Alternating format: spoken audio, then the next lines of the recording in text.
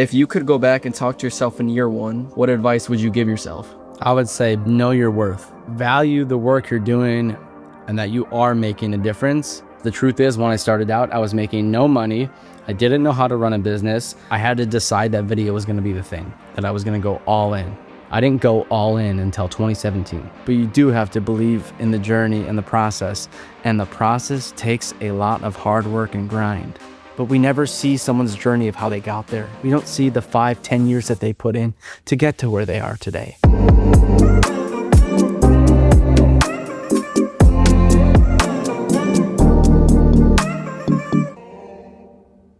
I'm Alex Belleville. I run a video production company called Mirrorless Productions, and I've been creating videos for over 10 years. I've had a lot of 1 in a million opportunities with video. I've created for brands like Gary Vaynerchuk, Vayner Sports, Tabasco, and I've had Harley Davidson share my work. It took a long time to get where I'm at, and I'm excited to share more about my journey. But I'm here with my son, Carter Belleville. I've had the opportunity to work with my dad since the beginning of this past summer. One of the most memorable experiences about working with him this past summer was filming for one of our state's largest music festivals, famous artists such as Kane Brown, Nelly, and Flo Rida. And I've just really had the opportunity to really extend my creativity in other areas and really exceed my skills.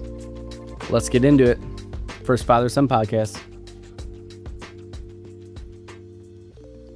All right, the first question I have for you today is, before Mirrorless Productions existed, what did the start of your creative journey look like? Before I started Mirrorless, and actually before I had my LLC that I started in 2015, I actually created videos freelance for like 2-3 years. I did a lot of music videos and wedding videos, and I loved music videos. I did a lot of like local hip hop videos. Believe it or not, even in Wisconsin, there's a lot of hip hop artists. And I love the freedom of music videos, just how you could tell that story, jump around. There's just, I don't know, storytelling through video and music videos is just really special. And I also really like, weddings. It's very special to capture someone's big day, literally like the biggest day in their life. I find a lot of pride in that. And I told probably 10 to 15 stories of wedding videos. So that helped me kind of hone my skills starting out. Nice. When did you realize you wanted to start this business and do it full time? I knew pretty early on, even when I was doing it freelance, I was just like, I love this. I kind of have a story of turning my life around at a young age. Obviously, of at 22 of, getting clean and sober and picking up a camera. And I love the power of telling someone's story. I first started out in telling my own story about turning around my life, and quickly realized, I wanted to tell other people's stories. And so that's when I started doing music videos and wedding videos. But I wanted more out of that work, and I wanted to make a living out of this. And so I kind of knew that I'd had to transition into commercial work. And I can't really say like, this is the moment I knew I was ready. And I actually had a professor while I was still in film school. I was a non-traditional student, so I went back to film school in my mid-20s. And so I was 26 when I started Mirrorless, January 2015. And my professor literally was like, after class, "Hey, Alex, I have a job for you. I think it would just be easier, to pay you if you had an LLC. You should start one." And I was like, "You should start one?" Like, what? Like, I know nothing about starting the business. I was like, I know I want to do this. Well, yeah, I guess I could start a business. Why not? Went home that night, kind of figured out, okay, what should the name be? I was sitting there making popcorn, and then it just dawned on me. I was like, Mirrorless Productions. Mirrorless cameras were just getting big at that time. We also kind of have this double meaning. So I believe we live in a world where most people try to fit in. We subconsciously mirror the actions of others. I believe we should mirror less, be our own unique selves. So I kind of had that double meaning. I was like, I'm in, like, let's do this. Now, I had no idea what running the business meant and what was going to go down after that. But I started the business, and I had my first official job. I feel like to share other people's stories, a big thing you have to be able to do is share your own and really get to that spot where you're able to reflect on your own life before you share the stories of other people. And I know that in my life, I've been able to see you share your story in countless ways, and it's been a huge inspiration to me. But could you tell the audience a few big ways that you've been able to share your story, especially since you started your business? Yeah. So, it started out me telling that through video, and then I started putting videos out there. And because I was telling my own story, I actually used to speak a lot. I would go and speak at schools, anywhere from local high schools or colleges around the state. And I wasn't even like actively trying to be a speaker or tell my story, but I was sharing stuff online about me turning my life around. People saw me creating videos. They saw me having some cool opportunities. So like I'd have these different connections just from like social media and stuff, just again, kind of locally and statewide, where I would get asked to speak. And that was really really cool to kind of give back and be like, early on, it was all about like turning your life around, finding your passions. That was a big thing for me because I think, early on, especially when you're like late teens, early 20s, it's hard to know at a young age of like, this is what I'm going to do for the rest of my life. You and I have had that Yeah, I conversation. experienced that. Carter's 17, and so he's last year here, senior year, about to go to college, and he's in the middle of figuring out where he's going to go and what he's going to do. Applying to colleges, still wanted to do creative work, and just really valuing entrepreneurship, just like I've seen in my father, even my grandparents, something I value a lot, and my mom too. So definitely something that I still value, and still picking out going to schools and just balancing all of it. And it's not easy knowing what you want to do. And then to top it off, like we all have our own struggles and we all have our different struggles and vices, right? And some more than others. Like for me, I had a lot at a young age. I admit that because I had to really share all that and go through it. I mean, it took me literally years in my 20s after turning my life around to really kind of be like, good again. And that's when I went back to school for film a second time. And so it just kind of helped me though. Like me growing my skills happened because of telling my own story. I just don't know if I would have been able to do that just to dive right into telling other people's stories. Like I honed in on my story through video and through writing and music and just shared it in a lot of different ways. And then that's what kind of spawned me working with other people creatively. I know a lot of people question whether school is for them or where they want to take their creative work beyond college or if they even need a degree for it. You went back to school and I know that you dropped out. I just want to see your perspective of how college still helped you, just like you've told me, and gave you connections, yet how ultimately dropping out worked for you and how that led you to continue to grow your business and how that commitment really was a kickstart for it. Yeah. I mean, there's definitely some positives to college. There's obviously a huge educational piece that can help grow and expand, your mind. But I think what really helped me a lot, especially in going back to college as a non-traditional student, was I got very involved when I went back to campus and I needed to work with other creatives and meet creative friends. And so in college, I kind of found a community of other like-minded people. What was really cool too was unexpectedly, I found a lot of other non-traditional students. Like one of my best friends to this day is someone who I met who was actually, I was in my mid-20s when I went back to UW Oshkosh, and my friend, again, still best friends to this day, he was like a year or two older and we met in film society. So I got involved. I joined film society. I was making short films. I volunteered on the radio station. Like I was trying to get and soak up as much knowledge as I could. And what helped with that, again, was like joining these, programs and meeting other kids who wanted to get creative too. Like when we were working on those short films in Film Society, there was like 20 people working on them. And I got to really kind of learn and see what even a mini film set looked like. And that was helpful for me because if I would have just done it on my own, I don't think I would have learned enough. Now, don't get me wrong too. I also do give a lot of credit to our own internal drive. Like if you want to learn a skill, and the truth is my, college journey was 10 plus years ago. There's never been a better time to learn a skill faster than ever with, technology, with YouTube. And, you can learn so much online. And I'll be honest, I did learn, I feel like, more from doing, like actually going out and creating videos and editing them on my own. Like school could only teach me so much in that regard, but it did set me up for that path to go down that journey. And it pushed me to like be consistent and, again, work with other creatives. What fears did you have when you first started, and which ones turned out to matter the least? I remember like fears when starting the business. Yeah. So when I started the business, it was 2015. I was still in school. I had 2 young boys, obviously you being one of them. You were about around 6 at that time. Mm-hmm. And so what was hard for me was being a non-traditional student, a young father, and being like, I'm going to chase my dreams and start this business. The truth is, when I started out, I was making no money. I didn't know how to run a business. I was struggling to price my work. And so I always had this strong faith. I had this faith that this was going to work out, that God had my back if I kept making the right choices and would tell other people's stories.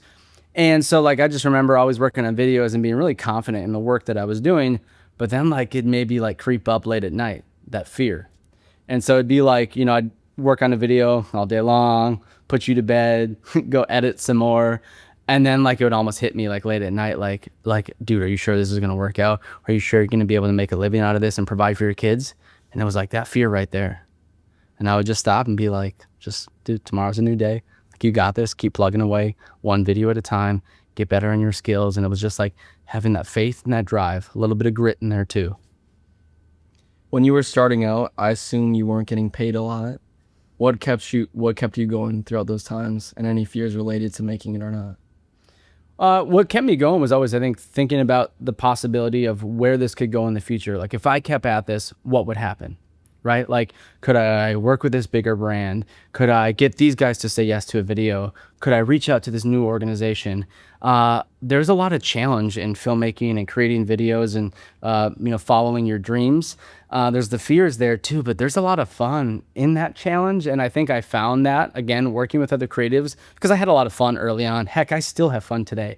I mean, the most fun part about my job is when I'm on set creating with clients. Even if that's for like a business or a corporation, we still have a lot of fun, a lot of laughs, setting it up all cinematically and getting people to act in videos, especially when we work with like local businesses. A lot of these people, they don't act. And so we get them to like act for the first time, and it's fun. What did it look like to reach out to brands and organizations in the beginning of your business? Like, was it scary, intimidating? Was it fun and exciting to reach out to people so you could do work for them?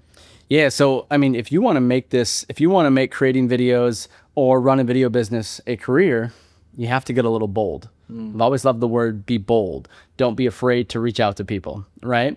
And so just to kind of recap my story, I was in school 2015 for about another year and a half. I was very close to being done finishing school, but I just wanted to create videos and I wanted to make money. So I told myself in 2017, it was about 2 years after starting my LLC.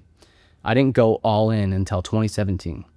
And that's when I started to be bold enough to reach out to other people, reach out to other businesses for work, because I needed it. I literally had bills to pay, right? And so what I did was I had a little network, of, just friends and people on Facebook. So I was getting hired that way, kind of referral, word of mouth. People were starting to learn about us just in the community and surrounding areas in Northeast Wisconsin. But I needed more work, again, to make a living out of this. So I started essentially cold calling people, or as I like to say, custom call. And it takes, some oomph to say, yeah, I'm going to do that. I'm going to reach out. It takes being a little bit bold. But what I did, why I say custom call, is I didn't just call anyone. I picked up the local paper. I literally went through it and I was like, okay, let me choose like who's running ads in the local paper here. Who would I actually want to work with that would be really fun? And one of them was a local dealership, car dealership, like one city over. And I was like, oh, that'd be really cool to create like a Jeep commercial or something. I'll reach out to them. Long story short, they're still a client to this day. But let me jump back. Because when I reached out to them, it was almost like, yeah, I didn't even realize I was going to have to, like, if they said yes to meeting with me, I was essentially saying like, hey, I'm Alex Belleville. I own this video production company in Oshkosh. I would love to tell your guys' story. I looked you guys up on, social media on Facebook, and I realized you guys weren't creating any videos. I would love to come in and chat with you about telling your guys' story. Could we set up a time in the next week or two to make that happen? Just to hear more? They'd be like, sure, you want to come in next week? So I don't even think I realized at that time that, like, dude, you're setting up like pitch meetings and like, so I had to go in and pitch my work. And essentially I was learning how to pitch my work, right? And so I just remember going in, I'll never forget, especially like one of those first pitch meetings. It was like the president of the car dealership and then like, top sales manager or whatever. And I'm in there like, video is just so huge right now in 2017 and you guys aren't telling your story. We could make an ad out of it. And I had my little MacBook, a laptop there, and just like walking them through and showing that. I mean, to this day, I still kind of sell our services with my laptop and meetings and pitch meetings like this. And sometimes, they're maybe a little bit more advanced, or I show up with a better idea. My skills weren't as advanced then.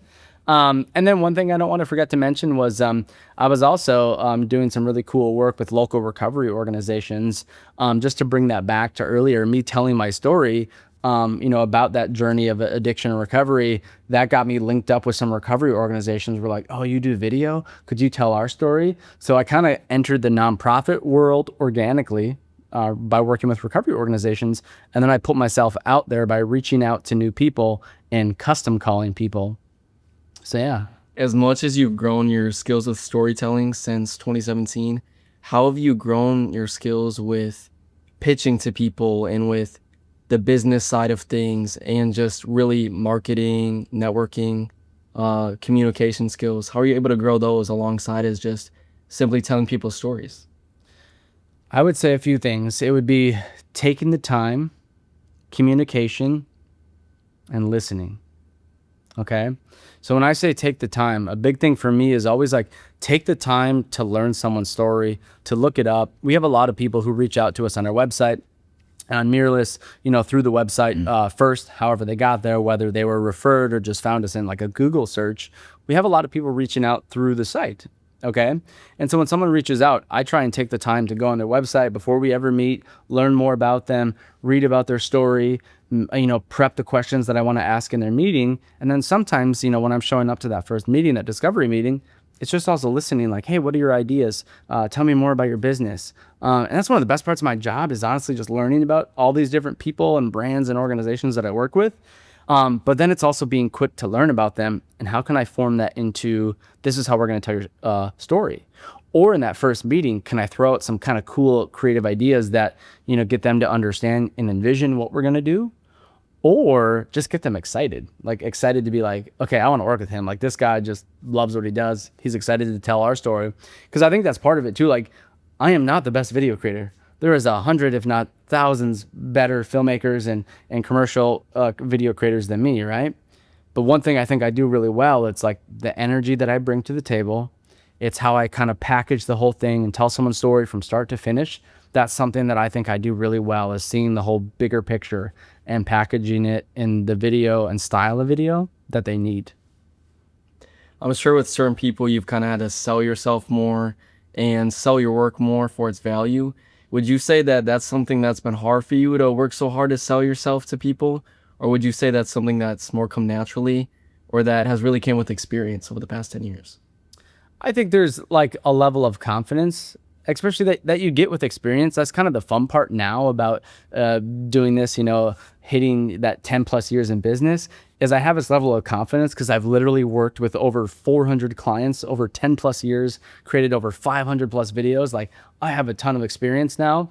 And so I definitely have a little bit more confidence with that. I think early on, like I definitely was more nervous showing up to like pitch meetings and things like that.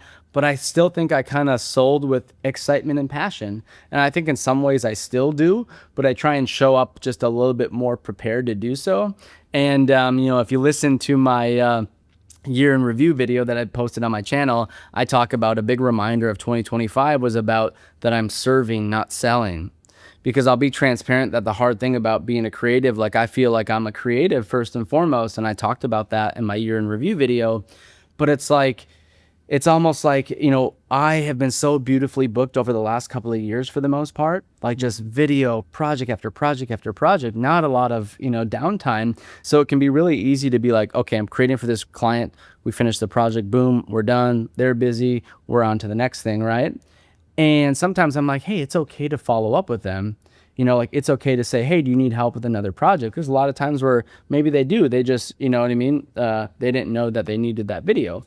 So it's like taking the time to be like, hey, it's okay. I'm actually asking them how to help them, right? And it's okay. It's not being salesy to ask someone, how can I help you? How can I tell your story further? People actually, I've found, really enjoy and they feel like you actually care when you follow up. And I care so much. Me starting really to pour into my creativity over this past year, especially with photography, whether it be sports photography, senior photos, just really seeing where I can take my creativity and expand it. I feel like I've had a lot of questions. I've asked you a ton of questions, probably a little overload amount of questions for you. But it's easy for me to be able to connect with you, somebody who's a professional in that realm of business with creativity, photography, videography. But not everybody has that kind of person in their life. So if you could go back and talk to yourself in year one, just like how I'm in my first year, what advice would you give yourself? I would say, buddy, know your worth and value the work you're doing and that you are making a difference, but just to know your worth. And I think I say that out of one of the hardest parts about running a video business and making a living out of being a video creator and telling stories for others, I think is that element of pricing your work. The truth is there is some like essentially validation. So for example, when someone's like, that video, you post a video online and someone's like, that video is so awesome, that's so dope, like it's amazing that you made that, and you're like, thank you so much, like you feel great, you feel really good about that compliment, right? Like that validates the work that you do, that you're doing good work. And there is this element of, I think, validation tied to being paid, to do what you love, right? So if someone hires me and they say yes to you guys creating that, $5,000 video, $10,000 video, I'm like, oh my gosh, that's awesome. Like they believe in us. They believe in my work if they're willing to pay us to do that, right? Mm-hmm. And so, early on, it was harder to know my worth, and I made videos a lot cheaper. And I think, especially when you do this for so long, you hear a lot of no's. Like I've heard a lot of no's. I've heard a lot of, wow, that's really expensive. Wow, that takes that long to make that video. And so it's sometimes I think it's hard not to kind of internalize that. Like it's almost like you could maybe feel like I'm not good enough, right? Like because they're saying you're not worth that. And it's not always like they don't mean it personal, but like I think as an artist, you take your work very personally. I do. I've definitely gotten better at not taking my work personal, and then like reminding that the work that I create for clients isn't my art. But there's a lot of people out there who will say like, you shouldn't, like be that close kind of to your work, or like that it isn't your art at all. Mm. But I do think the truth is that there is some of my art in that client work, right? Like for me, as a full-time video creator, I've spent most of my time, 80% of my professional work over the last 10 years creating for others. Most of the time, not even having the time to create for myself. I'm just now, after 10 years in the game, getting back to creating for myself. How have you learned to get better at knowing your worth? I think after having, a lot of experience, that's definitely grown over time. But it's also learning to say yes to the right people and the right brands and the right organizations, and trying to do work with the ones that I feel like believe in me. And that can be hard to kind of know early on, but there will be signs. And what I mean is after, you've worked and met with so many different people, I can, a lot of times feel signs even from that first meeting and that discovery meeting, if someone's going to be a good fit, if our brand aligns and all these things, or I can tell, the way that they're listening or asking questions or them showing up themselves, I can tell that they value my work, because it feels good. I want to work for people that value what I do and the creative work that it takes, to achieve the results that they want. And I want people to understand, how much time goes into this. Because I think, to be honest, too, like that's a big thing for us is not everyone, a lot of people don't realize how much time goes into creating the video, that it takes 50 hours or 100 hours to make a little 60-second video spread out over the course of 4 to 6 weeks. Like that's a long time to make that one little video, right? And sometimes there's this piece of educating, but kind of back to my point, it's like try and find the people that believe in you. And that's why I think it's so important to put out like authentic content, like for you to share the kind of stuff that you believe in, put your values out into the world, put the work that you love out into the world, and you are going to attract, those same kinds of things. So I've been working on that too, just really not being afraid to say like, hey, we believe in this, we create this, or this is our favorite piece of work or brand or whatever. Just put more out into the world that is authentic to us. As much as you've grown in finding worth in your own work, I know that still you're never going to win everybody over. And it can be really disheartening when people don't believe in your work. It almost feels like they don't believe in you. It's hard not to take it personal because just like you said, your art is like a piece of you. It's a reflection of you and your ideas and your values. So how are you able to respond to or deal with people that may put little value on your work? And maybe they don't even mean to be disrespectful, but they just can't see the same vision that you see. Yeah, that's a great question, because not everyone, will value the work you do or understand that time that goes into it. Mm-hmm. So it's really just, politely, maybe saying no to the project, or just, asking the right questions so you can get to that point of, it kind of brings up a good point of like, when I get to the end of like a discovery meeting, I try to touch on, budgets and actual numbers. So I'm not just walking away with like trying to see where someone's, price point is at. Like, are you open or have the budget or believe in it that much to spend that much, right?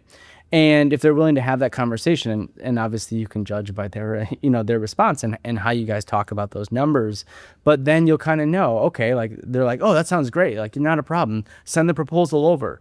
Like, all right, awesome. I'm going to take the time to do that, you know? And so it's just, and it's also, you know, learning too to like, it's business that you don't have to take everything personal, right? Like it's fair that some people don't have that budget, and it's okay for people to reach out and, you know, see where that price point is or get multiple quotes. Like that's okay too. So I've had to learn that too. Like, you know, don't take it personal. Even though, you know, we can be so tied to our work. And I think for me too, it's like it's tied to how much like we spend on that amount of work, right?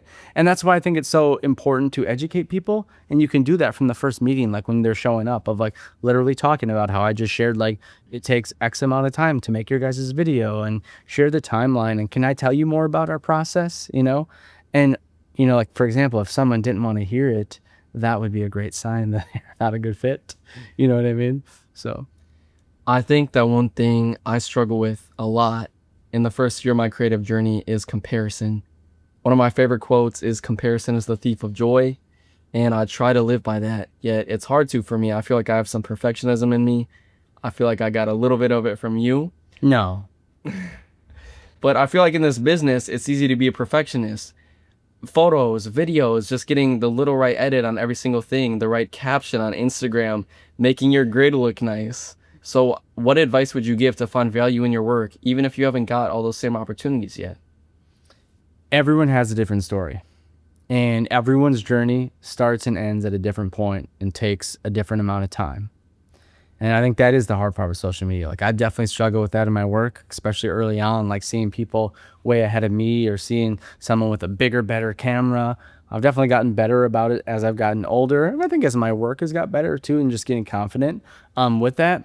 But I think you really just have to, I think, you know, put a positive spin on it. Like that's something that I've done in recent years, and trying to like look at people's social media, like other filmmakers that I follow who are honestly like better than me, and just be like, that work is awesome. Like it, love it, comment on it. You know what I mean? And because I think there's just a huge thing about spreading positivity. And also like you can be connecting with other people, and these people that you look up to, you could one day be working with them. Like anything is possible. Right. And so I think I used to always love this line that I would say, that the misconception about chasing your dreams is it just takes longer than you think. Like, I can't believe in some ways how long it's taken me. Like when I go back to when I was first starting out, and I'd be up late at night, like I talked about earlier, afraid, would this all work out? And if God would have talked to me and been like, Alex, your dreams are going to happen. It's going to all be possible, but it will take 5 years from now, 7 years from now. I would have been like, 7 years? You know, like that long? Like, because it does take that long. It just takes longer than what we all think. And, you know, for I think younger creatives starting out, just do your best to enjoy the process, to work on your skills, to maybe spend a little bit more time on that project. I think if I could go back, there's not a lot I would change. Like we all make the decisions we do to get to where we are. But maybe one thing I would have done is spend a little bit more time on each project, you know, to make it be better. I've created so much, and you know, I think that's the hard part as a young creative, is you get, you know, better, and you get like a year or two down the road and you look back and you like cringe at that old work. I mean, there's so many old videos I've watched. I'm like, oh my gosh, I can't believe it looked like that. I can't believe I lit it like that or whatever. Right. And we got to let go of being hard on ourselves. Right. But it's enjoy other people's stories and learn from them, because you can get to where they're at. I think that goes back to kind of believing in yourself, but you do have to believe in the journey and the process. And the process takes a lot of hard work and grind. I mean, it's taken me so many late nights making so many videos, so many bad videos to get to the good videos, which are just happening in recent years. I think another thing that I struggle with, off of the topic of value, is just wanting to do so many things at once, and you just can't do it all at once. And that's something that you've taught me. It's impossible to give your all into every single thing. I've seen you really pour your all into video and just have so many segues based off video, but I feel called to do photography, and I think videography is awesome, but it takes a long time to learn how to color grade and edit. And I would love to go more into fashion with clothing. It's something I'm so interested in, and how I can serve others through that and choose a good message of my own to spread through that. And there's just so many creative journeys and pathways I want to take. But I'm also trying to apply to colleges right now and go to school, and I just can't do it all. So what would your advice be for me, for the audience, of people that just have so many things they want to do when you can't do it all at once? obviously you and I have had a lot of conversations, in recent months. And I think if you're a young creator starting out and you're really struggling, like you have things like really tied, I would literally look at like writing it out. What are the top things you want to do? Or even trying to make a list of them. Now, the truth is too, is you don't need to know that. You don't need to have a number one thing too. So I also want to be cautious in saying that. But I think there's a power in writing things out. So it's like, hey, what do I want to focus on? Or where do I want to put my, most of my energy in? And I don't want to say choose one thing, but it does make me think of what you said there. It makes me think of going back to when I said I was going to go all in. When I was in college, those 2-3 years, me mid-20s, non-traditional student, 2 young kids, okay, 2 young boys.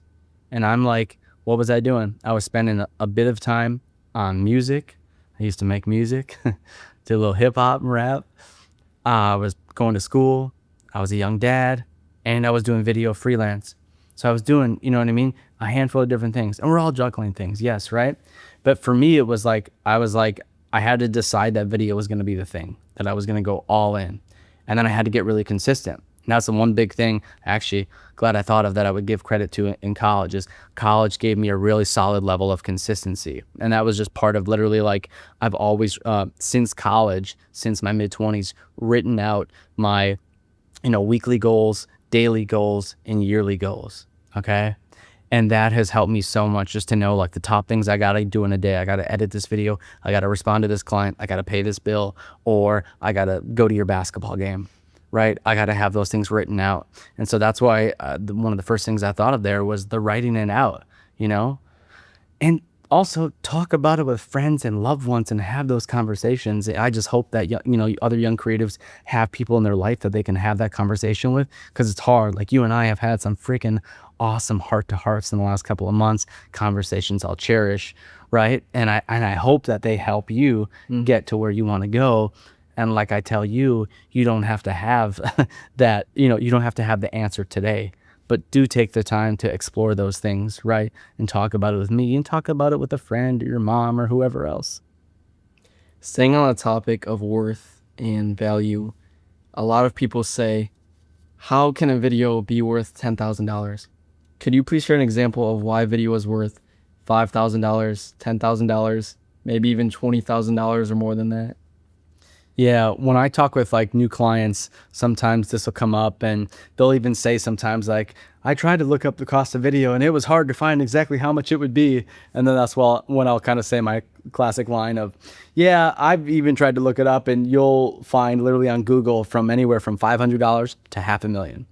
Obviously, $500,000 is at that like, Super Bowl level commercial, but you have so many videos. Like you have videos that cost, maybe $1,000 or $2,000 from like a smaller social media agency. And then you have videos that cost $5,000, $10,000 with maybe a local production company. In a bigger city, that could be $20,000, $50,000. It really depends on, the length that you're shooting for, the size of the production crew and the film crew, and then a list of other things, the deliverables, is there animation, all these things, right?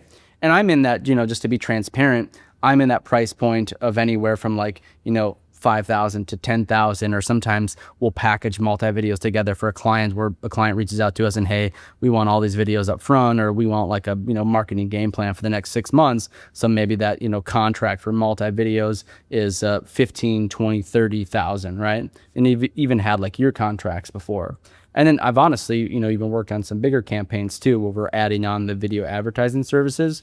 So I want to share all that because it gives some context on numbers and where I'm at. But I'm, that average that I'm at, back to, let's say it's 5,000 or 10,000, I can very much understand, for a local business that amount seems high, or that seems, I'm cautious on saying the word expensive, right? But I can understand that is quite the investment. That's, I think, a better word, right? And why does a video cost that much? It's really because the amount of time that goes into it. I think that's the biggest thing that people don't realize, is how much time goes into video production and creating videos. You have to plan out the video, script it, have multiple conversations and meetings and emails with the client. You have to spend a whole day, or maybe 2 days or 3 days filming that video. Filming that video may involve, me hiring 1, 2, 3 other people, again, for bigger crews that could be 5, 10, 20 people on that crew or more, right? And then it's editing that video. It's spending hours upon hours behind a computer, editing it, perfecting it, changing the story, adding in music, script, sending that to the client, getting their feedback, making changes. Like this small high level commercial, 60-second videos, like I said earlier, it takes over a month, 4 to 6 weeks usually. Now we can do them faster if you need us to. But I think a lot of times people don't, realize how much time goes into it. And I understand that. So that's why it's back to me, that educating piece, right? And, sometimes I joke, like I wish videos didn't take that long to make it a high level, but I've learned to love it. And filmmaking teaches me patience. And that's a piece of filmmaking that I love. Like I'm more patient. Filmmaking and fatherhood. I know that when we were prepping for today, we were talking about the video we made for a client this summer that I was able to help you with, a client who builds homes, and how much the video that you made for them that I helped you with was really an investment, and how the return on investment was very high for them. Could you please expand on how the return on investment can be super valuable for your videos and how it brings the video itself value and raises the price for it? Yeah, that makes me think of a few things. So I think, when you look at the value of a video, I think it's okay to have value-based pricing. So for example, you could price a video that is, for a small business, you could price that more budget friendly because of, them being a smaller organization, and you might be able to create for them faster. But if you're working with a bigger organization who has a bigger budget, who has a bigger team, which will probably require quite a bit more to create for, it's okay for that video to be more. But here's the piece that I think you're asking me is I like to look at what is the value of the video to that client? What can it do for them? And the result, if they release it the right way, if they share the ads behind it, if they embed it into their website on the Web Hero. So this client, let's use an example, the custom home builder that you mentioned. So they make high-end homes, let's say on the average of $1 million home, give or take, okay? So if we make them a commercial, what is that value of that video to them if it could bring them a new business? So let's say that one video, that one high-level commercial in an ad could attract a new potential, homeowner that wants to build with them. Okay, so $1 million home. Let's say that video was then worth $50,000 to attract that $1 million home build. I know a lot of those expenses go to a lot of different things, but I think it's fair to say, you agree, 50,000? I agree. I won't say the exact number, but I charged a lot less than that. And that's okay, right? Because I was able to do that faster, and I didn't have an example in that, and these were just a great group of guys to work with. So I loved it. But if I were to work with another high-end home builder or someone else, I might say, hey, I have this great example now, and I would have that conversation about what is this video valued at to you, and I'd walk them through why it could be worth that. And just to finish what I said before, that if it attracted one new potential home buyer, home builder, right, they could use that video for years to come to attract 10, 20, 30, 50 more. So that video it's easily justifiable to say it's worth 50,000. There's a lot of pressure for young creators to work for free. I know that personally, I've had to work mostly for free, but also mostly for fun. But obviously, I desire to get paid for the work that I put time and effort into. And I've worked a lot more for free and for fun than I've gotten paid. When is that helpful and when is it harmful? Yeah, so there's a lot of talk in the creative industry about working for free and, saying yes to doing projects for less to gain that experience. And I'm really cautious in telling young people to work for free. I think you have to take that with a grain of salt, and you have to be very cautious in which projects you choose to work on at that, lower price point. So I've definitely done a lot of that early on. And I think there's a lot of talk also about doing spec work. So essentially you create a commercial or, for a brand that you want to create for, and then you put that out there in hopes to work with that brand. And I've even thought of doing stuff like that. But my answer is yes, you do it, but you do it early on in your career, and you do it strategically, and you make sure to have the conversations with people that you're doing it with. And that kind of brings me back to the whole value and worth. Like, for example, people always value something more when they pay for it. So make sure that when you're doing that, more budget friendly or free work for someone, that they value it. Or do they really not have the money to do it? because if there's the chance that they do, try and talk to them to see if they could value it to pay you, or to at least pay you a little bit. Because I found that's kind of what I focused on trying to do early on. So like, for example, I mentioned when we started this podcast, like I've done work for Gary Vaynerchuk and Vayner Sports, which was like a dream come true back in 2019. I did a handful of projects with them, more than a handful, like 5, 6, 7, commercials with their NFL players, creating videos for Vayner Sports when they were at the Super Bowl in 2019. And the truth is I did that work cheaper, essentially at like a very big discounted rate to land that experience. But it was still like a dream come true to, create for them. And also, like, we did get paid a little bit, not a ton, but we got paid a little bit. We had all of our traveling expenses paid for. It gave me just awesome experience, and just like, I'll never forget doing that. And I wouldn't I wouldn't go back and say, no, I wouldn't do that, right? It'd be harder for me to do that now with 5 kids and trying to support a family. And so that's where it's kind of like, okay, what can you handle? And what will I don't want to say what will it do for you, but how will it benefit both parties? Because if you're creating for free for someone, that's benefiting them a lot, right? Unless you're also really trying to use that for your portfolio and you want to do more work in the industries. And if it's a mutual benefit both, then I think it can be worth it. So that's why I say do that cautiously, because I feel like, people will sometimes take advantage of creatives, and that kind of goes back to, do they really understand, how much goes into it? Because I can't tell you, how many times I hear like, oh, hey, can you just do that really quick?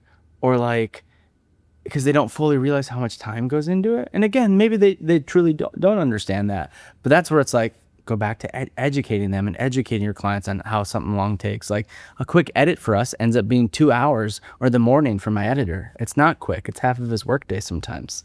You know what I mean? And that's also me paying for that person, if it's an editor or someone I'm working with. So do it, but really understand why you're doing it, and having that conversation with yourself and with the potential client or the potential spec brand that you want to work with. Do you have any personal examples of when you worked for free or at a low cost, thinking it would help you, but it actually ended up doing a little more harm or being not as helpful to you? I think what stands out to me is there's maybe a few projects or people that I've done work for. Like, for example, sometimes I think, like, if you're a good person and a good creative, like, you want to help people and you want to tell stories, right? Mm-hmm. And so there's some like organizations or nonprofits I've worked with where I maybe like was really discounted that project, right? And again, like, I still have kids to provide for, a studio to pay rent, I have team members I want to pay. Like, I try and stop myself these days and think about, remember, like, you have this team member to support, you have this family member to support, right? And before I'm quickly to say yes. And what I'm getting at is I've found myself in the past before, like, years ago now, I'm talking like 2-3 years, where I maybe like said yes quicker than what I should have to doing something at like a highly discounted rate, or not for free, but a highly discounted rate. And then I maybe like resented that project after. And I didn't love that feeling. I almost felt like I got taken advantage of. But it was like, I'm the one who said yes to doing it. Like, they didn't, no one was like, you have to do this at this price, whatever, right? But it's sometimes that kind of like, I almost feel like that insecure artist in us, where it's like, okay, I want to help them. Yeah, like maybe they don't have the funds, right? But also, could you have the conversation with them to see if they could maybe raise the money or talk to a few people to get them involved in the production and they could help sponsor it? Maybe. And also, when it comes to nonprofits, like, I've done 20% of the work we do at Mirrorless is nonprofit work, and I've had a lot of experience in working with nonprofits, and I've seen how, even though some of them, like, they have a lot of support, or they're able to get funds that were donated, or grant funding being the biggest, to support productions. And so let's say $5,000, $7,500 goes to creating this production, but it has a goal of raising funds and bringing in $50K, $100K, 5 times, 10 times their production, and it's worth it for them to spend the money. But you got to have the conversations to do that. Yeah.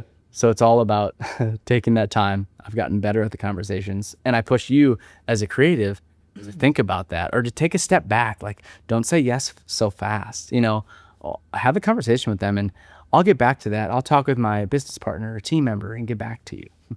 Takes time. I know that some nonprofits, just like you said, they probably have a lot of grants They probably have enough money to spend to bring their stories to life to truly help other people in the world. But I also know that there's probably some smaller nonprofits or some teams that really are mission driven and that really want to help people, that are sharing stories just like struggles you dealt with, but maybe they actually don't have a lot of money and they're not pulling in a lot of revenue and they really need a video or a story told to really bring their mission to the world and to truly help other people and get their point across. So how do you make the divide between serving others, helping other people tell these stories if you're not going to get a lot of revenue, but still providing and serving for your family? Because it's two ways of service. So I find, again, I think it goes into having those conversations and seeing like what I've been doing a lot these days is I've been, I'll essentially do like a nonprofit discount for ones that I feel maybe need it to make the production happen. And what we'll do is we'll consider us as like a sponsor of the video. And you could do this with someone else. Like, let's say you could get another corporation involved and be like, hey, do you want to sponsor this video that we're doing for this small nonprofit? Your guys' logo could go on it in the beginning or in the end. And I think that's a kind of a cool thing that not a lot of people think of. I've actually had a handful of projects do that over the years. But what I've kind of done recently, we've had 2 just in the last like 6 months where essentially our name went on it, just like video by, because I don't think like that hurts the video at all. Like we all see that in movies and shows, like video produced by, couple of film companies, directed by actors, actresses' names. So why not in like a longer form story driven video, have the production company go on there. It's a little bit of promo for you, always embedded into that video that gets out to their audience. And I think that's a good approach. So I've done that because I do understand that not everyone has that budget, right? So you kind of meet in the middle. Switching gears, what's the biggest lie young creators believe about needing the perfect camera or the perfect setup? I mean, nowadays technology is so good in 2026 that you could literally like create an agency based off shooting off like a iPhone 17 and be successful. I truly believe that. Don't get me wrong. I love high-end videos and cinematic lighting and color grading and all of that. But like, and also like, okay, lighting, let's go there. If you just spent more time lighting something instead of the best or perfect camera, your content is going to look better. Right? You don't need the perfect camera. And that's something that I think I'm proud of is when I started, like I've had a really slow growth with the cameras that I've had. Like, I've used a lot of Sony and Panasonic cameras in my journey and Panasonic for a long time. Like I had the GH4, then the GH5. And as I made a little bit more money, it was kind of like every other year I invested into a new camera. Okay, the GH5S, then the Panasonic S1H. Then I jumped to the Sony FX3, right? Mm-hmm. And now, in probably a year or 2, I'll get my first like really big boy cinema camera. And I could have got that years ago, but I've known that like you don't need this high-end camera and a lot of your clients don't need that. You know what I mean? And I can work faster with a smaller camera. And what can serve my clients better? Us probably working a little bit faster on set, saving them some time and creating their content faster is probably more beneficial to them than creating Netflix quality. And then the truth is, knowing your worth, if you're at that price point, like I'm not necessarily at that price point to get paid for like Netflix quality to use an ARRI or something. Not yet. I'm working towards that. What mattered more early on, gear or consistency? 100% consistency. I mean, again, the gear is awesome to have, but like that's what's been very cool too, is that I've done this long enough now that I've seen just tech very much improve over the last 10 plus years. So gear is just getting easier. There's just more knowledge out there, more courses and YouTube videos to teach you everything, but it's about being consistent to grow that skill, to test out, to learn this, to test out different lighting setups and mic setups and just taking that time. So it's like, it's being consistent with the gear that you have and also like learning it. I feel like for me, it takes me like longer than the next person to learn something. So I feel like I really got to like take my time when I get a new piece of equipment to like test it out and to set it up. And that can be hard, sometimes when you're like me managing client work and we're always working on the production. When I get new gear, it's like, okay, we got to quickly learn that for the next shoot, right? I feel like you've really got a drive that leads you to be able to be so consistent. I think I have that drive. I think it kind of runs in our blood to have that drive and that discipline. But specifically, how do you think that drive and discipline has really led you to be consistent, as I've seen you be for over a decade now in your business? I think you got to know what you want.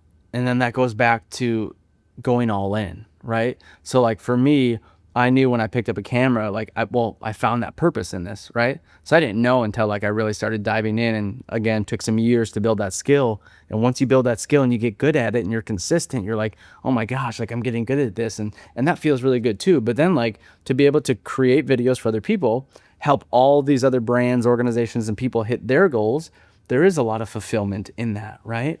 And so it's like, hey, I can do this for a living. Hey, it's happening. What was the first smart investment you made in the business, and why did you make that investment? It's a solid mixture between people, spaces, and gear. So I say people, especially because in video creation and filmmaking, like you can create better work when you're working with other people. And early on, even when I started the business, like I started it just me, but with the help of a college friend. Like he made like our logo, which I still have today, and I traded him. He was a music artist, was really talented. I traded him for video work. So like I was investing into him, he was investing into me. I would literally shoot him videos, and he would make original music for our some of our first client productions, like from scratch in GarageBand, some really cool stuff. Like I couldn't even afford to pay him as good as he should have been paid, so I made him videos, right? And so like I saw that just investing in people and collaborating. And then that first year that I went all in, I brought on an intern, and couldn't afford to pay him a lot right away, right? But like I invested into time, into teaching him and training him, and paid him the best I could that first year when I wasn't making a lot. And then as I grew, I started hiring contractors and being able to pay people better. And I just knew like it takes good people to create better work. And so I've tried my best to invest into people and work with people and share knowledge, and people have taught me so much. Like I feel like especially like I've even become like a better editor by working with others and training them, and then them showing me what they can do, and that kind of back and forth, it really pushes you creatively when you're not always like hands-on, but you're kind of from outside teaching and training and helping. And people that I've worked with have taught me so much too. Clients teach me a lot. So people, I said spaces too, because I'm not saying you have to have a studio, right? But like early on, that was a big thing for me. I have ran the business out of co-working space, downtown, Main Street apartment, out of a room, extra bedroom out of a room, out of a small business with multiple businesses in it.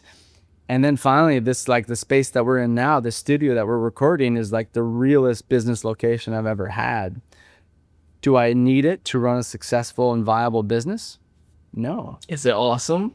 Yeah. Is it awesome to have the space? Yes. I think, it's really cool to have a space that can just have, this is my creative space. When I come here, I know I'm creating, I know I'm doing client work. I know this is the space to work hard and to provide. When I walk in, things are also how I left it last time. So I can like make a mess with the equipment, leave it. Like we can literally leave here, this studio, and I can clean up on Sunday, or pack everything up for the next shoot. And so there's a really big beauty on the video side of having a space. And I think that's the tricky part, is like we end up having so much equipment. Like I literally 10 years ago used to show up at shoots with one camera bag. Now I have a truckload of equipment. I'm at that limit. Like I'm filling up the truck.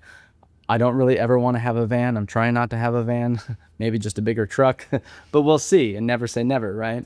But spaces has truly helped get me to where I am today. Mm-hmm. Side note too, I think a big thing was when I was that first year all in the business, 2017, I started working out of a co-working space, which had a lot of other businesses in there. And that was really cool because I got to connect with other, local businesses who were just starting out and young entrepreneurs. And it kind of felt like I was in like the small, like it was like me in college again, but in the younger business community locally. And that helped a lot too. So, and that was at that peak time of co-working spaces, which aren't as much of a thing anymore. I think they could be. But yeah, so spaces have been a lot. And then gear, as much as we said before, gear doesn't, isn't the first thing that matters. Like, I think consistency and some other things, gear is important, right? Like, gear does allow me to do some extra special things for clients, and gear has grown in the last 10 plus years. Like, I love the system that I have now with my FX3, really good autofocus, awesome low light performance. I got the, DJI newest gimbal, the Mavic 4 Pro. Like, I'm operating at a really awesome high level that is also very portable for clients and like fast, like we talked about before. So that gear does matter. And I love it, but I try not to be like, we always need the newest thing. I try to be very cautious in that. And especially even going forward, like over the next couple of years, I want to spend a bit less on equipment until I buy that big boy cinema camera. We all go back and forth on it, us creatives and like the gear that we need, but I think it's something that we do kind of have to watch. How would you say you still invest in people today? I try to, when I'm working with people, I try to build them up. That's just been even a reminder lately, even at home, like, building up family members, building up my wife and the things that she's doing. And like, what you put out in there, the energy into the world is the energy that you're going to get back. And so with team members too, like, with an editor that I work with, for example, like trying to tell him he did a great job, or even if that's at the end of the day, like, hey, you did a really good job today. That edit was awesome. Or like, I'm kind of a goof. And so sometimes like when my editor does a really good job on a, project, I'm checking in with him. Like, I'll get really excited, be like, that was so good. Or like, there's times where I'm just joking, like, I got teary eyed, and just like building into him of like how good of a job he's doing. And again, and I hope that the people that I work with can, build me back up too. But I think that's been a fun part of the business, is getting better at, I can't say or know if I'm a great leader, but I've tried to be a better leader in the team members that I've worked with. I've worked with a lot of younger creators over the years. I've had a handful of interns in the local film school and college. And that's been fun. And kind of helped keep me, young and on the edge. And so, yeah, really just trying to build people up. And that starts with, giving them a positive remark. Even if, like, for example, if you're asking someone, hey, can you do that a little bit differently? Hey, I really like what you did here. That was really cool. But this part, do you think, you can maybe try this? How long did it take before you saw real visible growth, and what did that growth actually look like? So I've had such like a slow growth in my journey, like literally, years of freelance into starting the business into still being in college, like we talked about earlier. But once I went all in, in that matter of like a year and a half, we saw some pretty solid growth and, financial growth too. We haven't touched a lot on the, we've touched on numbers of projects and stuff like that in this conversation. But, I've been essentially a 7-year plus 6 figures in sales for 7 years plus. Okay. That's not, my take home, but that was a number that took years to hit. But if we talk about just like from a financial standpoint of growth, like that was a big thing for me early on, was like, okay, can I hit 6 figures in sales? Okay. And so like I went from, I'm getting into my early years, but I went from making like 13,000 a year to 30,000 to 60 to 120 to like, doubling what I was doing in sales each year. Because I started out at such a low point, right? But that was awesome. And that showed me like, hey, and part of that too was like, we're not just raising our prices. We were just starting to like get that many more clients and churning out more videos. And then essentially I've like slowly raised my prices each year. So there's that level of growth financially that we've had, and success from recurring clients and just our name being grown. And I think I really appreciated like the growth that we had in those early years of like 2018 and 2019, because like we started being hired by a lot more local businesses in the surrounding cities, and people were knowing our name, and we did the Gary Vaynerchuk stuff. Like people were coming up to me at like events and being like, dude, you film for Gary V, and like that was really cool. And obviously like built me up a little bit, so I appreciated that. And then I know we've done some cool things in recent years too. And then it's been like, okay, growth, maintaining, looking at new skills or new services, like us adding on the video ads. And it's really come back to too, like I want to be making sure we're getting clients results. Like I really care about that now too. Like I really understand, like I love creating videos, but I do really want to ensure that our videos are making a difference for the people that are hiring us. So like I want to help people get that video ad or that video on their website. I want to help them launch the ad out of it. How does it look on YouTube? We're making video covers for people. I want to make sure that that's all packaged well so it can make, a better difference in their business. I've seen you grow immensely in my life. I've been with you the entire creative journey, which, as much as this being your son, it's been awesome to just see you create and see you grow and see you reach new heights and be successful. I just remember being at Grandma and Grandpa's as a kid. I'm only 3, 4 years old, seeing you stay up late and grinding to just provide and to work hard and to grow. And I just love thinking back to that, thinking back to me staying up late, playing the GameCube, you working on your Apple computer. And I just want to hear from your perspective, how satisfied are you with your growth? And in what areas do you hope to grow more in these next few years? Well, first I got to say, I love you. Thank you for being a part of the journey. You have inspired me so much. I would not be where I am today without you. I love you. I love you too. The number one word that comes to mind is grateful. I say grateful a lot. I've said it a lot over the last 10 years. I say it on social media. I just said it the other day when I shared like one of the best parts of 2025 was hitting our 10 years in business. I am grateful because the stuff that I've done in the last handful of years, even the last 5 years on and off, has been some projects that I've dreamed of. I'm still not where I want to be. I'll admit that too, but I am grateful for the journey. There is some more I want to do. I feel like fulfilled in where our work has gotten to and the quality, and I'm grateful for that because that has been a big thing for me over the years, is just like wanting to make better videos and that quality and that challenge in that and learning the skill and getting better. So I still feel like there's some more work to do there, but I am really happy with that. And I think I'm just kind of interested in making a bigger impact just with sharing more about my career and even working with some bigger brands, and helping others, right? And so that's part of the reason why I started this channel. I've been putting myself out there more. I'm kind of, mixing in, I'm creating client work, but I'm also sharing my story again and what we've grown into. How did your mindset shift from creator to business owner? Yeah, I mean, I learned early on that, to be a creative or to make a living creating videos and making this work so I can provide for my family was going to require, a business hat too. And I have to become an entrepreneur. And it wasn't even like I probably wasn't actively thinking about that early on. But if that goes back to like when we talked about like me in those early pitch meetings, it was like, did I even realize that was like a pitch meeting? And what it was? I think I did. But like, I don't know if I felt it. It was kind of like I had to get the experience. I had to go through all those pitch meetings, those custom calls, those cold calls, all that early work, all that early marketing I did. Like I did a lot of social media marketing early on. I used to share our work probably a lot more early on than I do now because I don't get as much time now with being, more booked and the work that we're doing. But it was like that experience kind of gave me that, and working with others too. Like, again, that's one of the best parts about my job is working with so many different kinds of organizations. Like I pick up a lot. So maybe one of the most unique things about being a video creator is literally like I've gone into so many different kinds of businesses and organizations, and it's like peel back the curtain.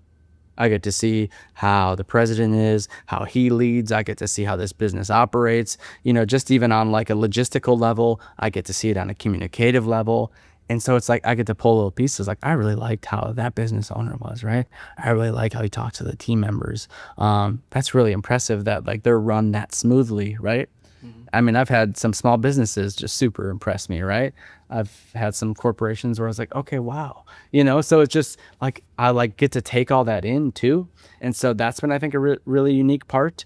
And then just, little things too, from like getting QuickBooks and Okay, managing like our finances better and looking at, expenses and profit and loss statements, and then doing that on like not just a monthly basis, but sometimes weekly. So like, putting my accounting hat on. I was never good with numbers. So that took a little bit, but it's like each year, and then putting systems in places too.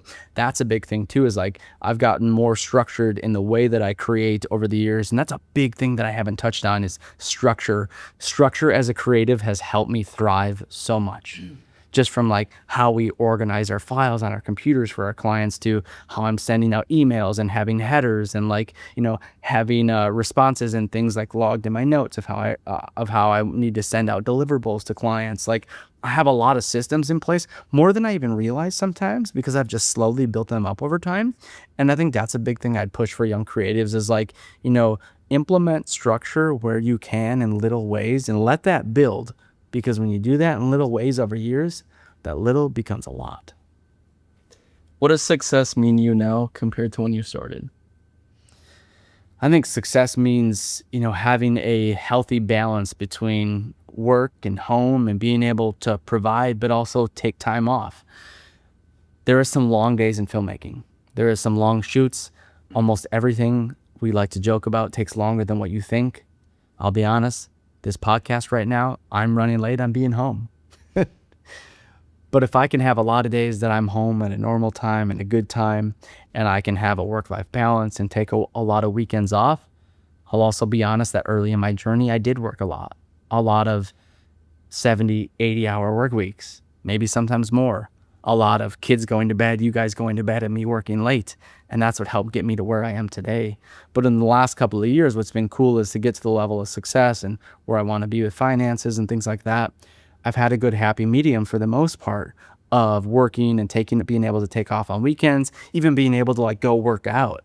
Like, I definitely sacrificed my health a little bit early in my journey. And that was also partly just being young too, late 20s, early 30s. But like, I really care about my health now, you know what I mean? And taking time to, strength training or go to the Y. And that happens with having systems and, recurring clients and just, team members that I can count on, like having an editor I can count on. And so for me, I think success is being fulfilled in the work that I'm doing and having a semi-balance. And I say semi because nothing's ever going to be perfectly balanced, right? But, like a goal of mine this year is to be putting in extra work at home. Okay. So like, I'm taking in enough work, creating enough that I can also take the time off, spend time with you guys your last year here at home. We got the girls, Aiden, and basketball. And so that's success, is being there for you guys, also creating dream projects. If a young creator is watching this right now, what should they focus on this year? I would focus on not being afraid to be bold, put yourself out there, and hone your skills. Because to be great at something, it takes time. It takes hard work and grind and putting in the time. And I think that's can be hard as a young creative. And like you asked earlier about social media, and like you can see these people there, right? But we never see someone's journey of how they got there. We don't see the 5-10 years that they put in to get to where they are today. And it's so easy to forget that on social media. Like, I love social media and connecting with people's stories, and like I literally wouldn't have a job without it. But sometimes it can be easy when you see that flash of a story, or things have gotten so fast, or short videos, like you can forget that. I would say if you feel called to tell your story and put yourself out there, don't hold back. Put yourself out there. You can give yourself so many reasons why you shouldn't, but what would happen if you would? Carter and I almost weren't going to do this video podcast, and put ourselves out there. And I was, to be honest, debating whether I wanted to go all in on YouTube this year. Before the turn of the year, I decided to.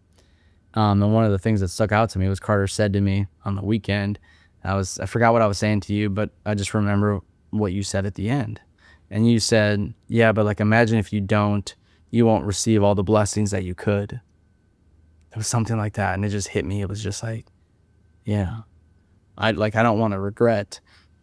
I didn't try to put myself out there and just help other young creators and share more and do all this and make a bigger impact. I feel called to make a bigger impact in the work that I do, or the experience that I have. but that's never going to happen if I don't put myself out there.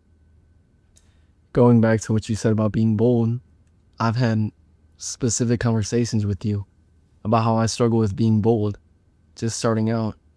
I'm working with you, somebody who's 20 years older than me, and I'm going to client shoots, and I just see everybody else being bold, and you are just so confident and so good at what you do. And sometimes I gotta put it into perspective. I'm like, I'm a 17-year-old kid holding a piece of metal, which brings me confidence, but also like, whoa, I'm not necessarily the most bold character yet. How do you suggest people can get more bold? Because being bold is valuable, just like you said, especially if you want growth and success. Everything takes practice, and it goes back to telling yourself it's okay to take the time to grind it out. Like, the more shoots you would be on with me, the more confident you would get. The more client communication you would get to have, the more time that you are behind the camera, the more confident you are going to be. I mean, I have spent plenty of days, weeks, and years being an insecure artist, and I don't quite feel like that anymore. And I think that's come with a little bit of age, but more than anything, experience. So I push people to go out and get the experience. Take the time. It's cheesy, but like, to fail, to just start. I love to be bold because I think there's too many of us. And I've even found that, to be honest, in this like YouTube journey of like putting myself out there, I have had this little bit of like, it's almost easier to create for other people. I've had these moments of like, oh, maybe you shouldn't put yourself out there. And I'm like, nah, like, be bold. You got to do it. You know what I mean? So we all have to remind ourselves, especially when you're trying to do something big. Like, I'm this year in 2026, we're doing this podcast. I'm going to start sharing more like value-driven educational content, like how to price your videos and other things to help people run their video business, just because I feel called to share that. I'm going to do like a vlog series that we've already started. And so like, I'm going all in, and I got to be bold to do that. You being bold enough to go all in on this podcast, I know that you want to connect to other people through this, but what do you hope that the audience can get out of this podcast? And how do you hope that you can help other people through speaking? I hope that I can remind people that it's okay to tell their story, to put themselves out there, to know their worth. I hope I can share some tips that can help them and just kind of jump ahead in their journey. And I think that if I'm sharing all that with younger creatives and they're getting to that like better price point faster, I'm also helping the industry in a small way. You know what I mean? And so I know how hard it is as a young creator. And there was a lot of content that I wish was more content of what like I'm trying to create was out there. It's just not enough. Like, I would have watched this stuff all day long. All right, Dan, that's all I got for today. Well, that's good enough for me. I think we shared a lot. Hope you guys enjoyed our first ever Called to Create podcast, episode 1. Tune in for the next one. Let's get connected.